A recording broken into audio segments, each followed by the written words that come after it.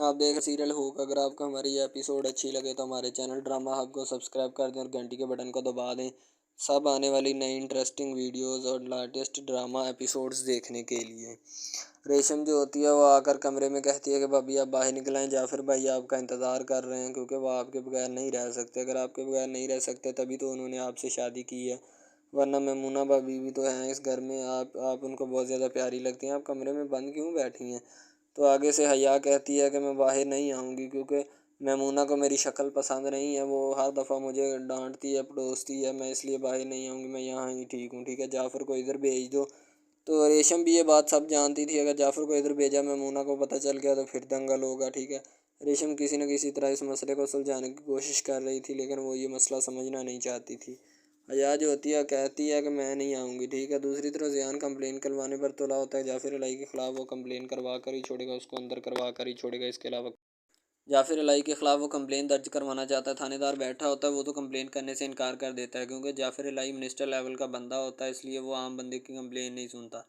दूसरी तरफ अब वो पहुंच जाती है मैमूना के पास, जाफ़र की बहन। ठीक है, मैमूना के पास जैसे ही वो पहुंचती है तो जाकर वो कहती है कि भाभी आप इधर कमरे में बैठी हैं तो क्या कह तो आगे से मैमूना कहती है कि अब तुम्हारा छोटी भाभी से दिल भर गया जो अब मेरे पास चली आई हो। वो कहती भाभी ऐसी कोई बात नहीं, आप मुझे गलत मत लें। ठीक है, दूसरी तरफ जाफिर अलाई की कंप्लेन लिखवाने के लिए उसे कहा जाता है कि अगर आप कंप्लेन नहीं करोगे तो मैं ऑनलाइन कंप्लेन कर दूंगा आपके सेल पे। तो वो डर जाते हैं आगे से, अगर ऑनलाइन कंप्लेन होगी तो हमारी नौकरी ना जाती रहे। वो कहते हैं लिखो इस पे ऊपर कंप्लेन। ठीक है, तो ज़ियान जो होता है वो कंप्लेन लिखना शुरू कर देता है। अब मैमूना जो होती है वो गुस्से में बैठी होती है, कहती है कि मैं ऐसा कुछ भी नहीं करूँगी। ठीक है, तो वो उसकी भाभी उसको कह रही मैं तो बस उसकी खैर खबर लेने गई थी कि हया क्या करती है और क्या नहीं। हया बड़ी चालाक और मक्कार होती है, ये सब बातें जाफर की बहन जो होती है मैमूना के सामने कर रही होती है। तो बाद में जब वो मैमूना को सारी बातें बता देती है, मैमूना बैठी सोच रही होती है कि अब इसका क्या मैं करूं और क्या ना करूं, क्योंकि मैमूना के घर सौकन आ चुकी होती है उसकी। तो मैमूना इन्हीं सब बातों में परेशान होती है। ज़ाहिर सी बात है जब कोई दूसरी सौकन आती है तो वो बंदे को हिला के रख देती है। अब दूसरी तरफ जाफ़र की माँ बैठी होती है तो वो पूछ रही होती है क्या बात है, तुमने इतना शोर क्यों मचाया सारे घर में, तो खैरियत तो है। अब जो होती है ना जाफ़र की बहन यानी कि फुफ्फो की बेटी, वो आ जाती है माँ बेगम के माँ के पास आ जाती है जाफ़र की, और उसको बताने लगती है हया और मैमूना के रवैये के बारे में, दोनों का रवैया कैसा है। ये जो जाफ़र की बहन होती है ना, ये जब कॉलेज में पढ़ती होती है तो अब इसका रेशम जो होती है वो कहती है कि तुम मेरी बात क्यों नहीं सुन रहे, तुम्हें मेरी बात सुननी चाहिए। ठीक है, तो जो शाहिर होता है कहता है मैं तुमसे शादी नहीं कर।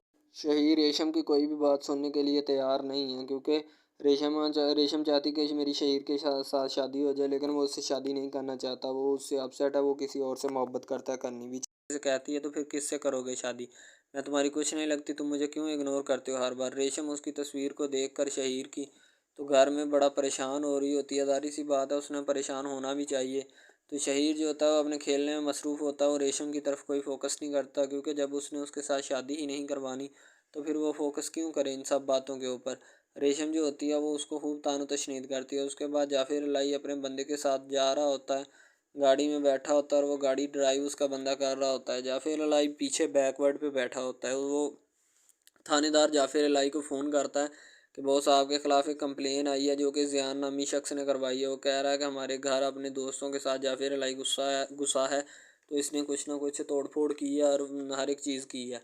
तो जब वो जाती है गेट के ऊपर, ज़ियान की कज़न जो होती है वो गेट के ऊपर जाती है, सद्दफ़ जिसका नाम होता है, तो गेट पे जाकर देखती है पुलिस आई होती है। ठीक है, वो पुलिस इनके घर दाखिल होती है। ज़ियान की अम्मी कहती है कि सलीम पुलिस आ गई है, आप देखें। सलीम कहता है हौसला रखो मैं बात करता हूँ।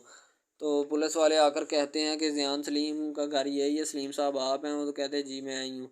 वो क्या जाफिर इलाही का बंदा गाड़ी चला रहा, जाफिर इलाही कॉल करके अपने डीएसपी को बोलता है आप चेक करें जाकर के उसके घर में मैंने क्या किया है जो उन्होंने कंप्लेन लिखवाई है।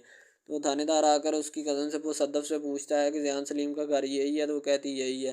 पुलिस वाले आते हैं, अब वो दोनों तो पहले बड़े सुकून से बैठे होते हैं। पुलिस वाले आते हैं, आकर चेकअप करना शुरू करते हैं कि हम देखते हैं क्या इशू है क्या नहीं। सद्दफ़ चाहे सरवाइव कर रही होती है, ज़ाहिर सी बात है करनी भी चाहिए। अब दूसरी तरफ जो होता है ना जाफ़िर इलाही वो बड़ा परेशान होता है शादी के मामले में। तो रेशम जो होती है वो तस्वीर को देखकर शहीर की बार बार जो होती है वो दिल में कोई सदमा लिए बैठी होती है। ज़ाहिर सी बात है उसका सदमा बनता भी है, तो वो कभी कोई सदमा ले बैठती है और कभी कोई सदमा, क्योंकि शहीर का सदमा सबसे ज़्यादा होता है। जाफ़िर अलाई को ख़बर हो जाती है कि हया जब अपने घर गई थी बहन के, तो वहाँ जाकर उसने प्यार और मोहब्बत की पींगें बढ़ाई थीं, जो जाफ़िर अलाई को इंतहाई नापसंद गुज़री और गुज़रनी भी चाहिए, क्योंकि उसने ये काम अच्छा नहीं किया। तो अब वो जाफ़िर अलाई हया जो होती है वो जाफ़िर अलाई के सामने खड़ी होती है। जाफ़िर अलाई कहता है कि मुझे हरगिज़ गवारा नहीं कि मेरी इज़्ज़त जो होती है गैरों के सामने आमने फिरती फिरे और मैं चुप करके बैठा रहूँ। तुम्हारे लिए बेहतर यही है कि तुम अब उससे पीछे हट जाओ, वरना मैं तुम्हें खुद हटाऊंगा और उसको भी। दोनों को एक दूसरे की ज़िंदगी से ऐसे हटाऊंगा कि सारी ज़िंदगी कभी एक दूसरे को मुंह नहीं दिखाओगे। हया जो होती है जाफ़िर अलाई की बातें सुन रही होती है। मैमूना नौकरानी को डांट रही होती है, तो नौकरानी कहती है बीबी जी मुझे बुखार हुआ सुबह से, इस वजह से मैं नहीं आ सकी, अब आई हूँ। तो मैमूना उससे पूछती है जाफ़िर आ गया? वो कहती है आ गया है बीबी जी, वो तो सुबह के आ चुके हैं। तो मैमूना आगे से गुस्सा होती है, कहते तुम मुझे अब बता रही हो? जाफ़िर अलाई सुबह को आया और तुम मुझे अब बता रही हो? तुम्हें शर्म आनी चाहिए, मैं तुम्हें काम से निकाल दूंगी।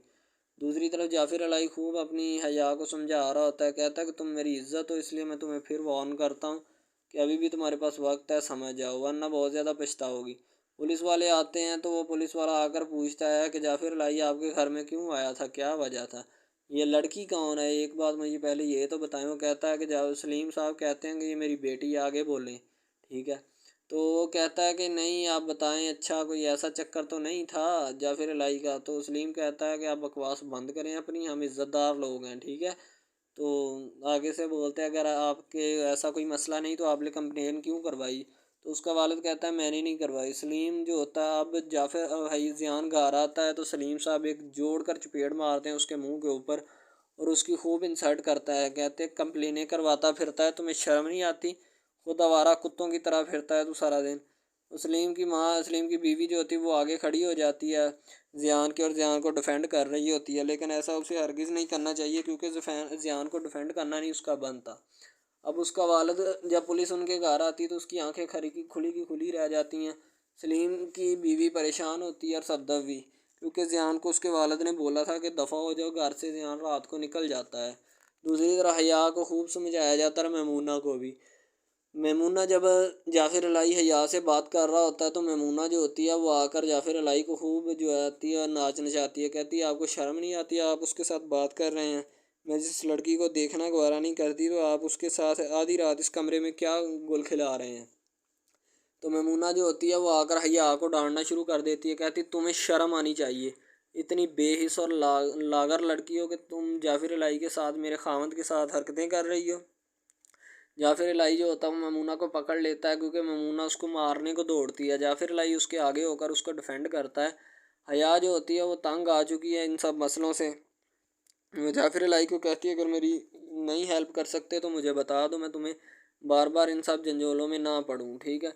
मैमूना को अपना गुस्सा जायज़ होता है, क्योंकि मैमूना भी जाफ़िर इलाही की बीवी होती है और ऊपर से जाफ़िर इलाही ने सौकन लाकर ऊपर रख दी होती है। जैसे कोई ऑफिसर काम ना करे तो उसके ऊपर जो मालकान होते हैं वो उसके ऊपर एक ऑफिसर ला कर रख दें, तो नीचे वाला अफसर तंग हो जाता है।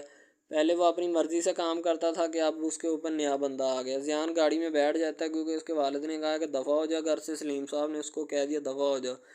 तो सद्दफ़ आकर उसके तरले और मिन्नतें करना शुरू कर देती है, ज़ियान ऐसा मत करो, घर से मत जाओ। कोई बात नहीं, खालू ने अगर गुस्से में आकर कहा है तो तुम्हारी भलाई के लिए ही कहा है, तो मैं तुम्हें ये रिकमेंडेशन देती हूँ कि तुम घर से ना जाओ, ऐसा मत करो। कोई बात नहीं, ज़िंदगी में अच्छे और बुरे काम साथ साथ होते हैं। क्योंकि सलीम साहब ने खूब धुलाई की होती है और उनके एक थप्पड़ भी मारा होता है और ऊपर से बेइज्जती की ऐसी क्लास लगाई होती है जो कभी किसी ने ना लगाई हो। ज़ाहिर सी बात है सलीम साहब को गुस्सा तो आएगा ही, उनका बेटा जो है वो गुल खिलाता फिर रहा है, कभी कोई कभी कोई।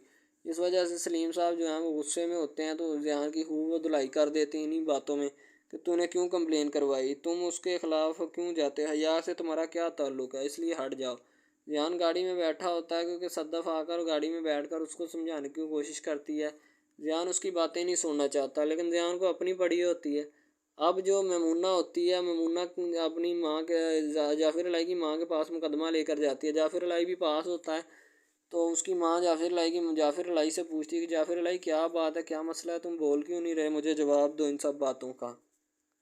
लेकिन जाफ़िर इलाही क्या जवाब दे? जाफ़िर इलाही हया को डिफेंड कर रहा होता है, तो वो क्या जवाब दे वहाँ पे जवाब तो मैमूना देगी जिसकी सौकन है। तो मैमूना कहती मैं बताती हूँ अम्मी, इसने ये करतूत की है। हया जो होती है वो अपनी बहन के जब घर जाती है, वहाँ पे उसका आशिक आ जाता है उसको मिलने, जावेर इलाही ऊपर से चला जाता है।